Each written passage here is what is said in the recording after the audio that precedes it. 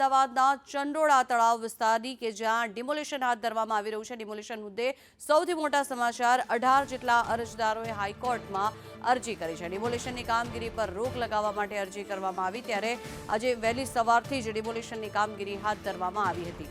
ગેરકાયદેસર બાંધકામ તોડી પાડવામાં આવ્યા। 11 વાગે હાઈકોર્ટમાં સુનાવણી હાથ ધરવામાં આવશે। જો કે અરજીમાં ડિમોલિશનને લઈને અનેક સવાલો ઉઠાવવામાં આવી રહ્યા છે। નિયમ વિરુદ્ધ ડિમોલિશન હાથ ધરવામાં આવી રહ્યું છે તે પ્રકારની અરજદારો દ્વારા અરજી આપવામાં આવી છે ત્યારે અહીં રહેતા લોકો બાંગ્લાદેશી નથી તે પ્રકારનો ઉલ્લેખ અરજદારો દ્વારા અરજીમાં કરવામાં આવ્યો છે। ગેરકાયદેસર વિદેશી છે કે નહીં તે ફોરેન ટ્રિબ્યુનલ નક્કી કરે।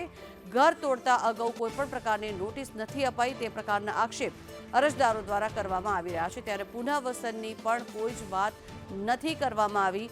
અરજદારો દ્વારા આ આક્ષેપો કરવામાં આવ્યા છે અને અરજી કરવામાં આવી છે। 11 વાગે આ મુદ્દે સુનાવણી હાથ ધરવામાં આવશે। જો કે વહેલી સવારથી જ ચંડોળા તળાવ વિસ્તારની કામગીરી હાથ ધરવામાં આવી રહી છે। ડિમોલિશન હાથ ધરવામાં આવી રહ્યું છે ત્યારે લગભગ 60 જેટલા બુલડોઝર ત્યાં ખડકી દેવામાં આવ્યા હતા અને વહેલી સવારથી જ લગભગ 60 થી 70 જેટલા દબાણો પર બુલડોઝર ફરી વળ્યું છે। હજી પણ દિવસ દરમિયાન આ કામગીરી થઈ શકે છે પરંતુ આ જે અરજી કરવામાં આવી છે તેને લઈને પણ અનેક સવાલો અત્યારે ઉઠી રહ્યા છે।